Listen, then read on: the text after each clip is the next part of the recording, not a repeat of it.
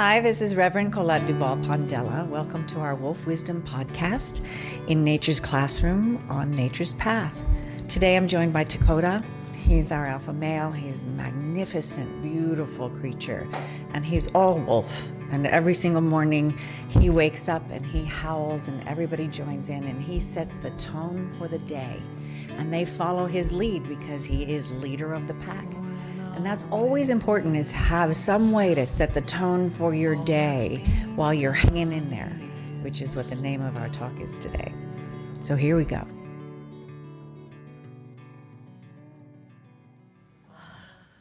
Good morning, everyone. I have Alaska and Dakota today. Dakota is the featured wolf, but Alaska, when she saw me taking him, she just looked at me and went, where are we going? I couldn't resist. She had to come too. So we have two wolves. We have two wolves today. The name of my talk is called Hanging in There. And, Dakota's our alpha male. He is our leader. And a lot of hanging in there these days is hanging on to belief systems that help you, hanging on to hope that gets you through, hanging on to touchstones that give you the impetus, give you the heart to continue on, no matter what the circumstances. And so you look to your leaders for that. And of course, I look to Dakota and the rest of the pack like they do, is they look to Dakota to get their baseline of operation every single day. No matter who's up first, when Dakota wakes up, he does a big stretch. You know those stretches they look like with a bow? And he then starts howling and they all chime in. And Alaska bookends that. So he starts it, they all start, and then she bookends it. And then they stop. And they know where they're starting from every single day. Would that we had that with each other, do you know? Most of us, it's the coffee maker. Do you know what I mean? For me, it's my teapot. First thing I do is go fill that water and turn on that pot. And that's what's setting my baseline in the morning. Caffeine. Seriously? Do you know what I mean?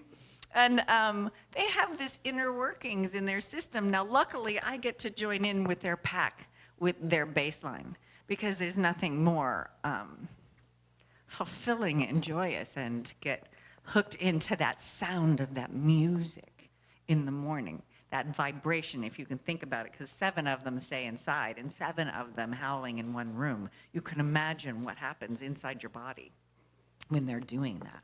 And it's this incredible way to start the day. And they have this baseline that they start with based on their leader, the leader of their pack, and he sets the tone for the day. And usually that's, I get to go outside now and go out and have his adventure. So the 2 alphas go out in the morning and they go roam the property and they check it out for everyone and make sure everything is safe. And they do this incredible job. And every morning it's a little adventure. And then Alaska wants to come in to be with her kids and to be with us. And Dakota finds a spot where he can see everything. And he just lays there. And I look at him and he's just looking. And he just sits there and enjoys the property. He enjoys the nature. And he's looking out. He's not just relaxing. He's looking out for his pack. He's got it handled. And we're held in those hands. Do you know what I mean? His pack is held in that confidence. And so that's what I'm going to talk about this morning, about hanging in there, starting with a baseline, having touchstones. Dreamers are mocked as impractical. The truth is, they are the most practical, as their innovations lead to progress and a better way of life for all of us. That's Robin Sharma. So let's think about that as we're doing our opening meditative song. So for those of you who haven't been here before, just uncross yourselves. Let the seat that you're sitting in hold you. You don't have to hold on to yourself. Just relax all the way down through your tailbone. Mother Earth has the chair you're sitting in, so you can't fall.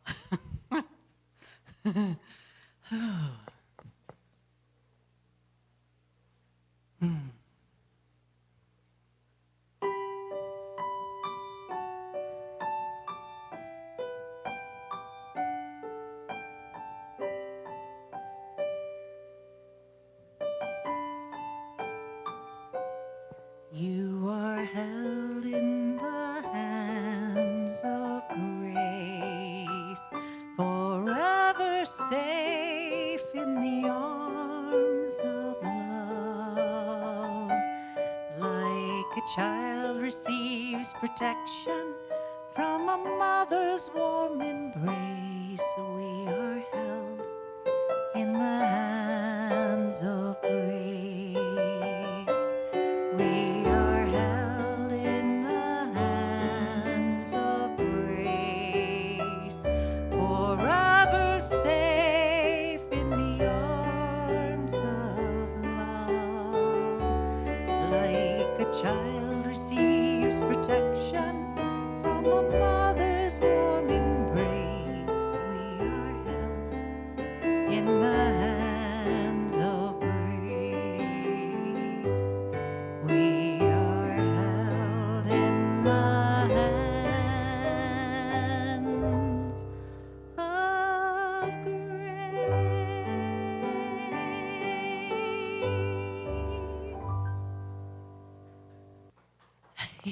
Thank you. Here's what I know. I know that no matter what you call it, some people call it God, some people call it the great mystery, some people call it whatever you know as this power, this magnificence, this creative intelligence. That is the maker of all things, including us.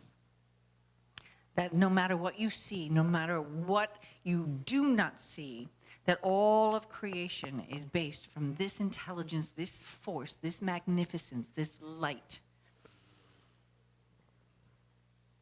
which I believe is the basis of love, and that only love exists in this intelligence, and that we are made from this loving energy. We are made to love, that we are perfect, whole, and complete as we are, uniquely expressing this love as ourselves. And only the way that you can do it, unmatched by anybody else. And so I claim for each and every single one of you that you have a divine purpose, otherwise you would not be here. That there is a heart's desire that pounds inside of you, a vibration, a place within you where you can always go and remember who you are and what you are, and that this divine purpose is taking you on a journey, an adventure, giving you a baseline to operate from. Always just trusting in the light of love that lives within you, that you are made of. And I'm very, very grateful for this knowing. I'm grateful to be able to share this with you. I am so grateful for all the good that has come before me, the good that is here presently, and all the good that is coming in the future and into infinity. I release these words knowing they are held in the hands of this grace, this loving energy, this force of all creation. And so my words, I speak my word for myself and for you, that they have power, and that this power is done as I have said, and so it is. Amen. Namaste. The Native Americans say aho. Let that knowledge of who you are embody you always. Start to live in the cells of your beingness down to the marrow of your bones. Germany Kent says this: no matter how dysfunctional your background, how broke or broken you are, where you are today or what anyone else says, you matter. And your life matters. I heard some stats this week. They're pretty stark. And I'm going to do it from memory. But here's some stats. that 1/4, which is 25% of our population, is addicted to something. That's one of every 4 persons. 1 out of 3 women have been abused, either sexually or in child abuse. 1 out of 5 men. That's a lot. That's a lot.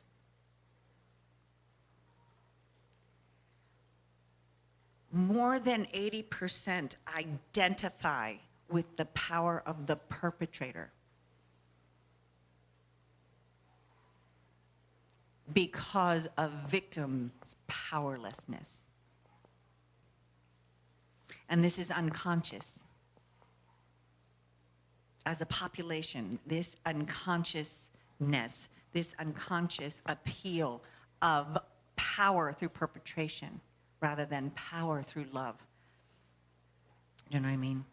Empowering a victim to be who they are, to take charge of their lives, to heal from this trauma, that whatever it is that has happened to you.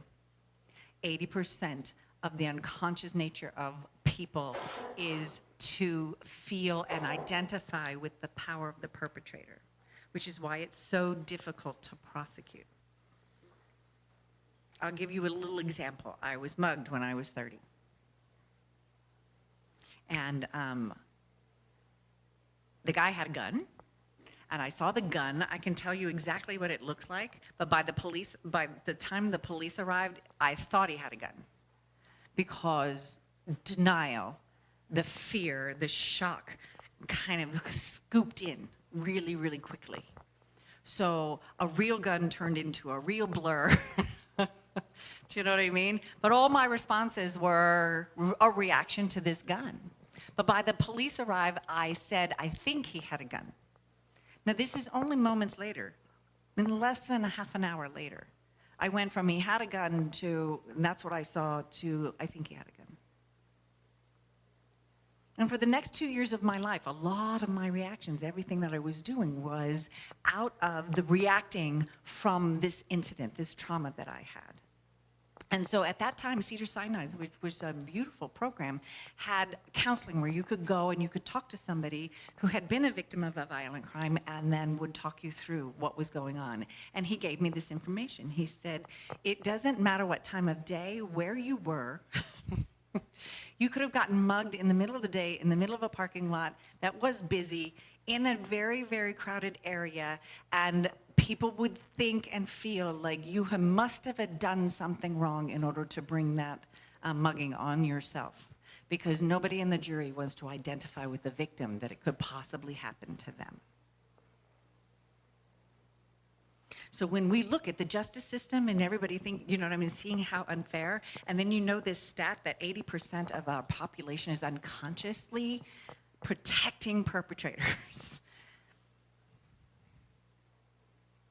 Because they look like they have the power. Because you unconsciously feel powerless. And I don't think there's anybody in this room, I've never met anybody that hasn't suffered a trauma and having it affect them on an unconscious level. Do you understand that? And so when you're coming for a spiritual program, you know, when you're coming to get leadership, to find a baseline to start your day with, you understand? You're coming from this statistic. You're coming from this unconsciousness. And the best that we can do as spiritual teachers, in my opinion, is to acknowledge what is first. Because it's the denial, do you know what I mean? That you were victimized, that makes you want to feel powerless. Do you know what I mean? More powerful because you feel powerless. But what I've learned coming out of all of these incidents from the very beginning of coming into the earth, do you know what I mean? What I can remember, all of this unconscious behavior through a lot of therapy and a lot of spiritual learning and reading and processing, right? Is that the most important thing to remember, to bring out and bring up this in front of you and your unconsciousness is to become conscious of who you are. That's why it's so important. That's why it's my main message. How can you feel powerful if you don't know that you were made of power? Do you know what I mean? How do you regain your powerfulness and your sense of powerfulness if you don't know that you're magnificent already? And that no matter what has been done to you or no matter what you have experienced, there is nothing that can take the light of your soul away from you. Unless you let it, unless you allow it, unless you live in that unconsciousness where these people that you thought had power are telling you you're supposed to live and that you don't get to grow from there. Because if you do, then it brings up their sense of powerlessness, which makes them perpetrators in the first place. Because if you retain who you are and know who you are and keep remembering who you are and you shine that light into the world, they have no power. Because there is unconscious of their light as they made you feel.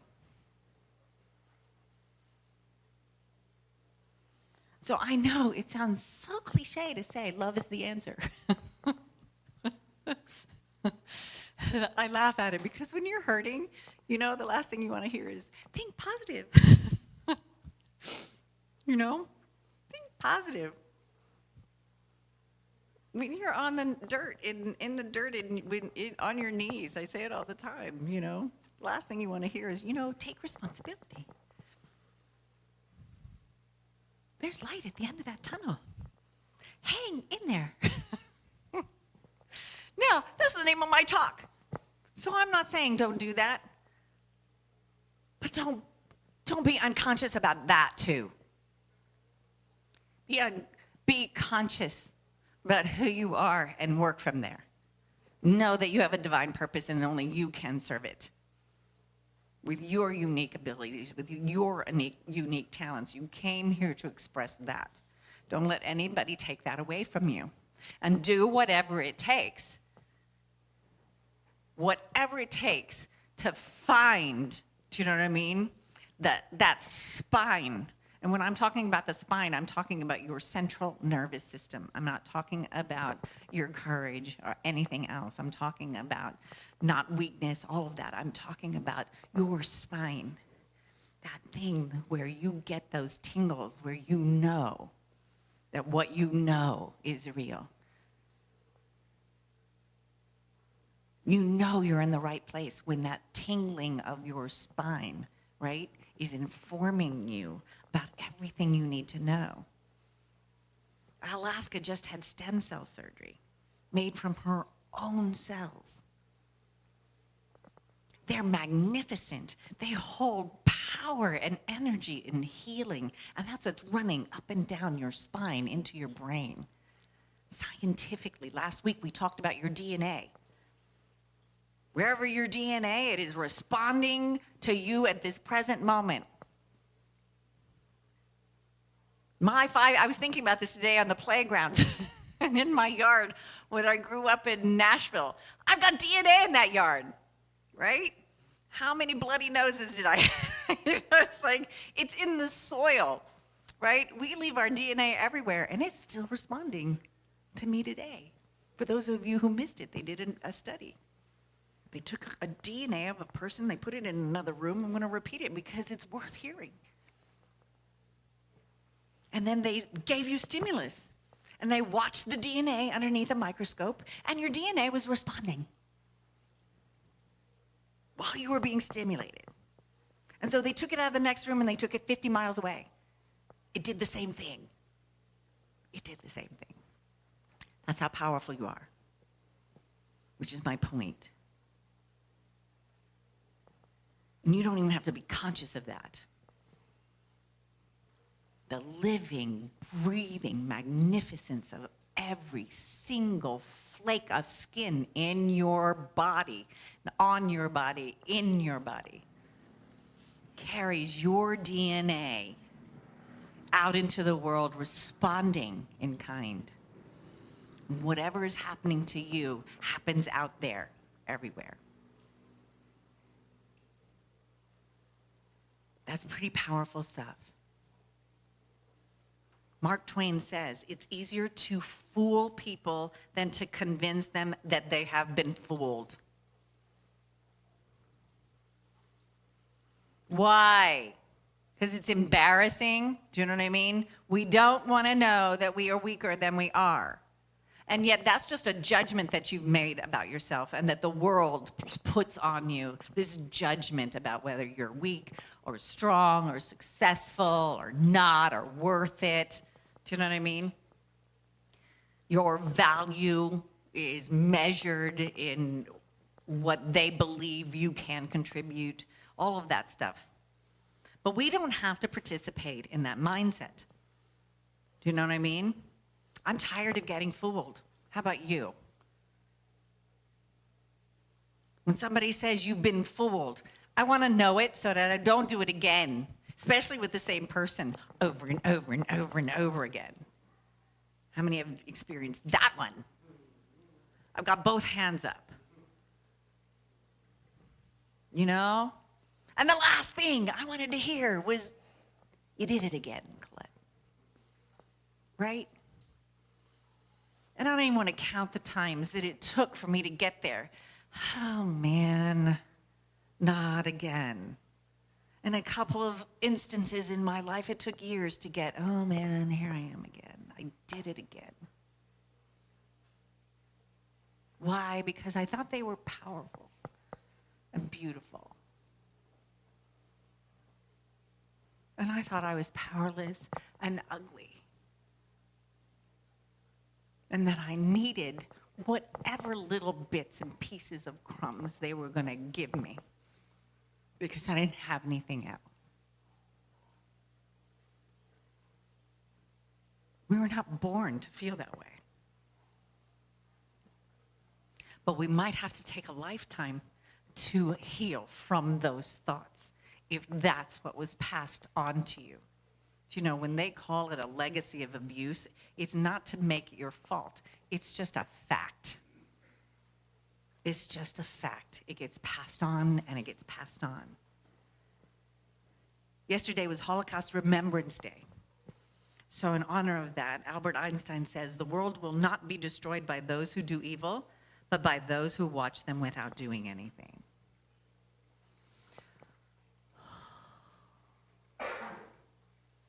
And yet, in the last 75 years since Auschwitz was discovered and, liberated, we kept saying, never again, never again.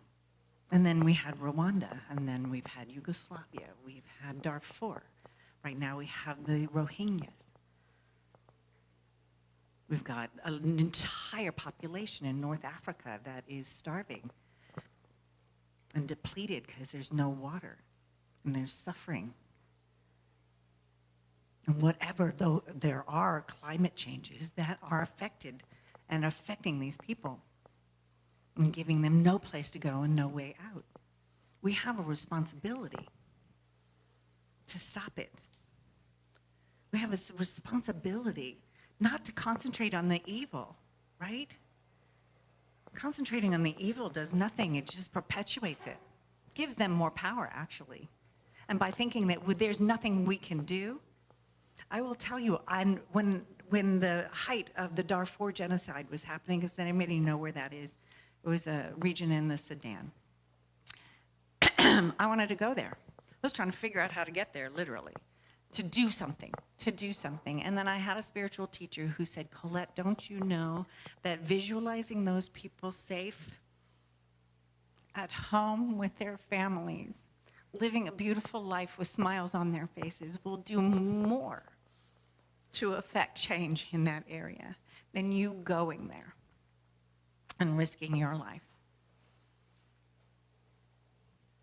And I didn't really know at that time. It was about 10 years ago. But I really get that now. Do you know what I mean? Because this talk might sound like I'm recruiting you to go out into the world and fight for the good fight, you know what I mean? Which I want you to do. We should be fighting the good fight and calling things a spade when it's a spade, do you know? Really highlighting and naming things for what they really are. You know, if it's a genocide, call it a genocide, right? Don't minimize and retract the words down to anagrams that mean nothing anymore because there's no visceral effect of that, right? We need to be mindful of that. Germany Kent says, the enemy fights the hardest when you are closest to your breakthrough. Know that your best days are ahead and no weapon formed will prosper. Doesn't it feel like that? Like you finally decided, I'm going to go do this, and then it seems like everything comes crashing down in front of you. It's like, really? I finally know what I want, and every obstacle that you need, you know what I mean? Every single temptation to go back to the old life. Do you know what I mean? You're literally traversing through all of these things. And spiritual practices will tell you that that is your unconscious revealing itself, that it is heightening to keep you stuck in the place where they think you're more comfortable. And part of that unconscious, you know, part of the spiritual practice is part of the adventure, part of the challenge is to constantly, always just get that baseline and remember who you are. Remember who you are and that you deserve what you've asked for. Because I'm telling you, it's the only way to get past the barbed wire that gets thrown up in front of you. Because that's what it feels like. I got to climb through that to get where I got to go. Because that's what it feels like sometimes. And for miles and miles around, all there is barbed wire. And you got to figure out how to get through there. All that prickly stuff that wants to keep you in the position where you're in. Because when you remember who you are challenging everybody else's idea of you. That's what the barbed wire is. Every time I stand up here and I say, I am Colette, I deserve to be here, my life matters, and I have a divine purpose, and I'm going to live it. Every single time I say that, it challenges everybody else who told me that I can't. And it also challenges everybody else who is not doing it for themselves. And they will do everything in their power to keep you stuck so they can stay fooled, so they don't feel powerless, so they can continue on with this masquerade of powerfulness. And as long as we let them do that, they get to live that way.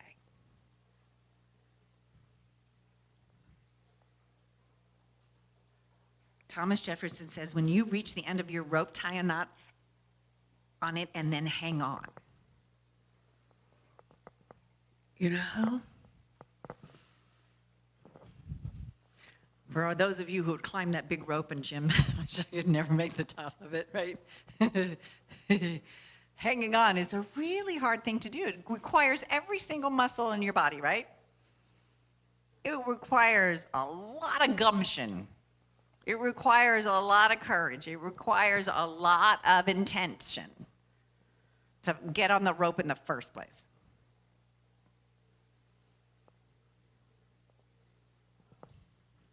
Now, some people think, oh my gosh, I got to climb that rope and get to the top, right?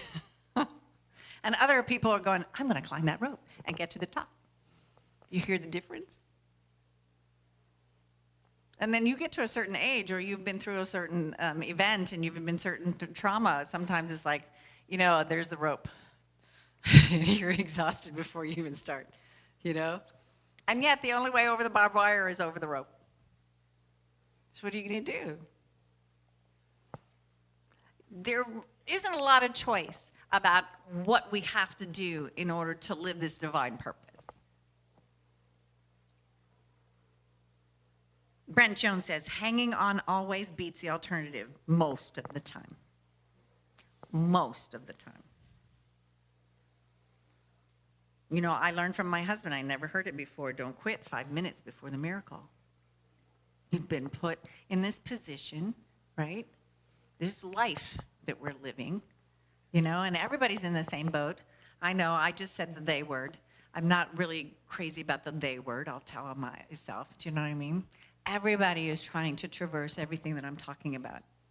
Even the theys that I'm talking about that feel more powerful by making you feel less powerful. They wouldn't have to do that if they understood who they were and understood that we're all in this together, right? So I'll take back the they word. I only use it in that manner because I want you to know that they are not better, more powerful, more deserving than you. Everybody's looking for the same thing, to do their heart's desire from the moment they get here, from the way you played. And sometimes it gets really hard and you think that the struggle is telling you that you're not on the right path. In my mid-20s, I let my traumas and my upsets and my disappointments make me believe that I wasn't doing the right thing that I was supposed to do with my life. It shouldn't be hard. And then it was, you know, that spiritual programs and trainings and everything that I was doing that said it should be a flow. You know it's working when it's flowing, right? And I had nothing in my life that was flowing anywhere. You know, I was traversing barbed wire. So I stopped and took another direction. And I was very proud of it. I built a business, a whole nother thing. Do you know what I mean? But there was no flow to that either, is what I discovered, right? It wasn't the same feeling until finally one of my teachers, one of my leaders said, if this is all you get to do with the rest of your life, would you continue doing it today? And this huge, huge no from the bottom of my spine came up and through my belly and in through my heart and out of my mouth and said, no. And yet I didn't know I was feeling like that because I had taken myself away from my dream.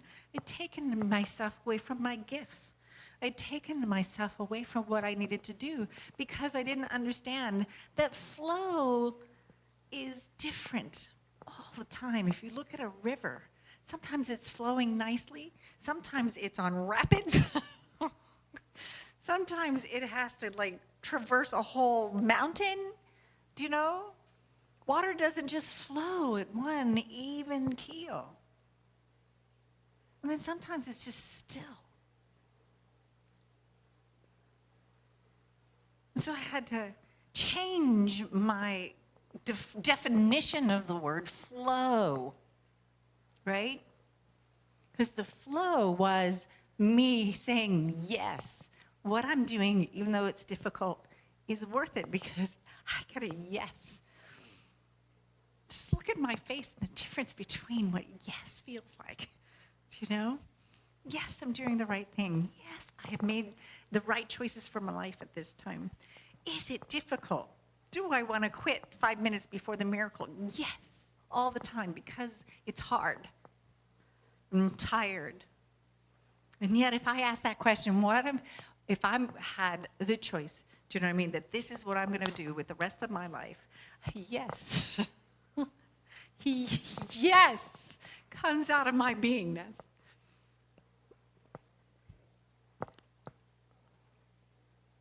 I mean, I can feel my face is on fire because it's filled and flushed with this energy of yes.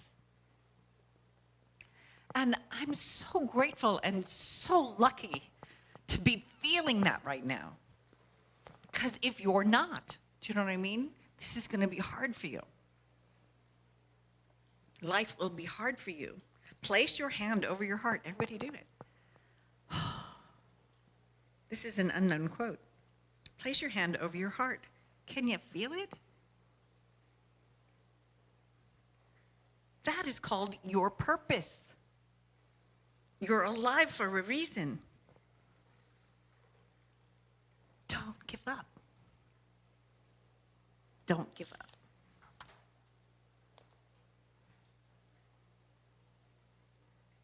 John Amott says, adventure isn't hanging on a rope off the side of a mountain. Adventure is an attitude that we must apply to the day-to-day obstacles of life, facing new challenges, seizing new opportunities, testing our resources against the unknown, and in the process, discovering our own unique potential. Don't you find out who you are and what you're made of when you make it through something? Isn't that sense of pride? Listen to them.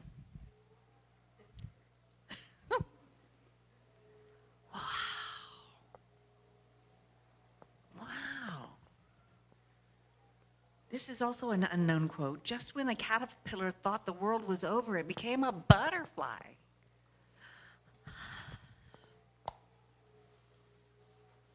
I love this quote, and I'm going to try and pronounce his name. Mokohoana. We love being mentally strong, but we hate situations that allow us to put our mental strength to good use. Isn't it true? That's so funny to me. I saw that quote and I go, that is so true. I'm smart, I'm intelligent, I love my brain. Now I have to use it. Oh, I'm too tired. Do I really have to? It's like, catch-22 is all over the place. Albert Einstein, imagination is more important than knowledge. Imagination is the language of the soul. Pay attention to your imagination and you will discover all you need to be fulfilled. Oh, this is science. Scientists saying this.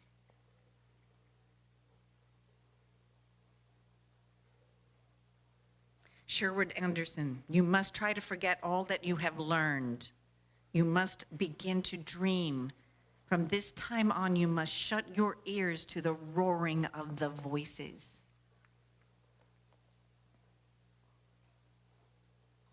Brian Selznick says this, I address you all tonight for who you truly are. Wizards, mermaids, travelers, adventurers, and magicians. You are true dreamers. Remember when you were 4? And that's all you could do? Right? Talk about a flow.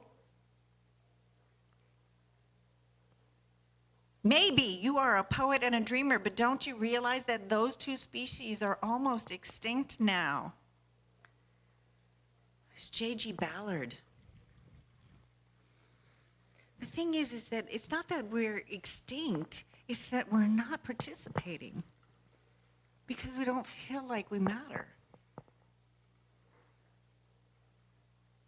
I have to tell you, I took to heart that thing about Darfur, and that's what I did every single day. Instead of wishing that I could go there and put my life in danger, I would sit and I would see this one family living off the land, farming, happy, holding each other, singing at night, having celebrations. That's what I did. Because that's what I could do. You know, it was not powerless to do that. To envision, to imagine the world differently for them and participate on that level.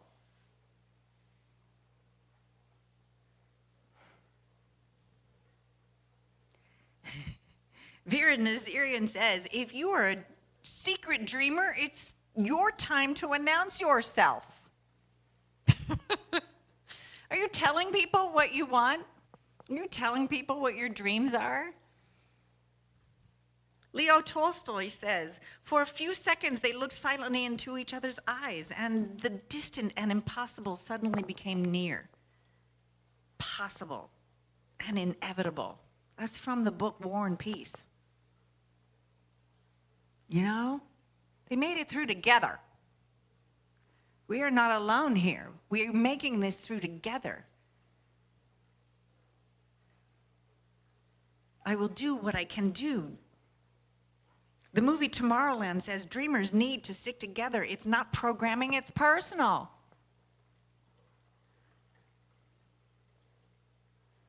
You want to program something different? Let's all come together and dream and imagine a better world for everybody living in it, including you. It's our time. It was our time when we got here. It's maybe our time before we got here. I don't know. And I do believe there's lots of times afters. Myself as well. John Lennon says, a dream you dream alone is only a dream. A dream you dream together is reality.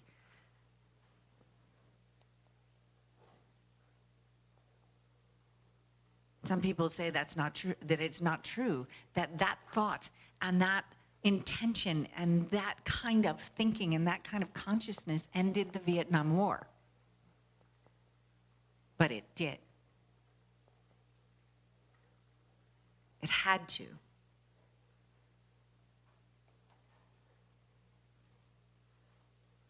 Have you ever wondered what would happen if all the geniuses, the artists, the scientists, the smartest, most creative people in the world decided to actually change it?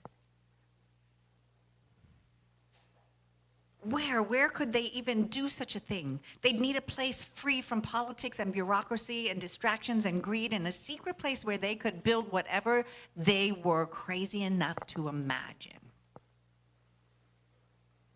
The problem is, we have to do this in spite of the politics, in spite of all of it, because that's happening. It's real.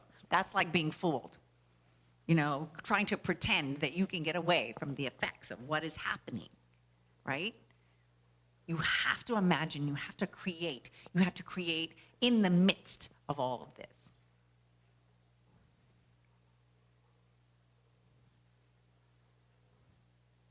But not just be crazy enough to imagine, dare to dream. If you did not have the capability to make your wildest wishes come true, your mind would not have the capacity to conjure such ideas in the first place.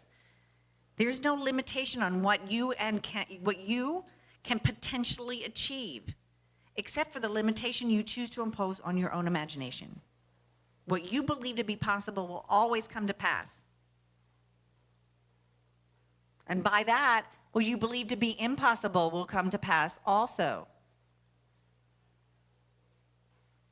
What you believe to be possible will always come to pass to the extent that you deem it possible. It really is as simple as that. That's Anton Martin.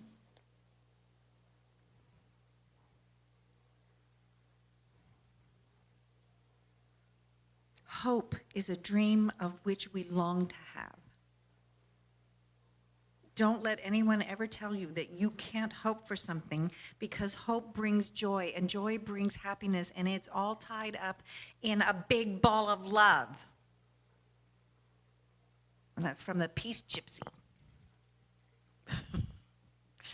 So I'm going to sing a song for you called Something to Hold On To. I chose this song today. First of all, I love singing it. And secondly, it's just a beautiful thing to connect with each other on about. We all need those touchstones, just like Dakota waking up every morning and creating this baseline for his pack. If you don't have a leader, let your heart lead you to something to hold on to so that you can always remember who you are.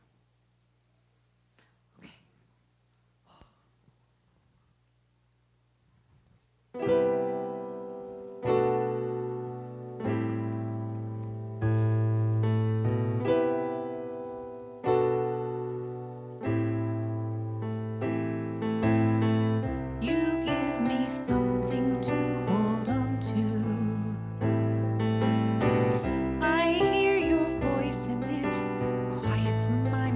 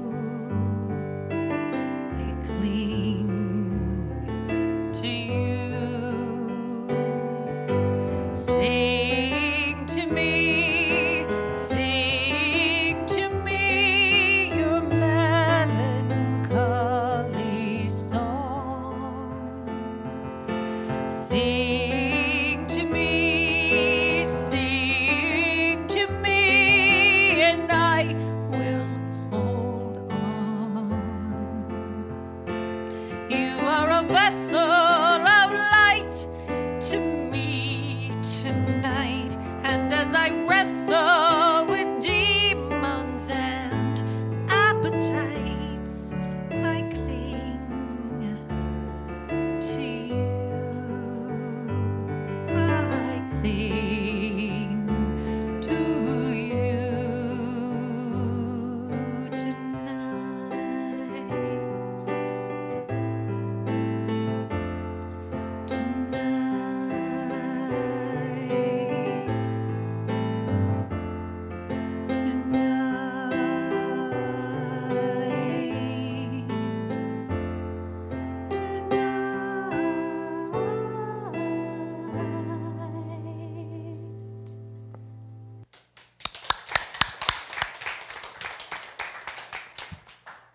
That's Ali Moss. Wow.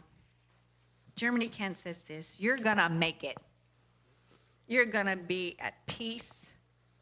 You're gonna create and love and laugh and live. You're gonna do great things. Wow. Thank you, everyone. Whew.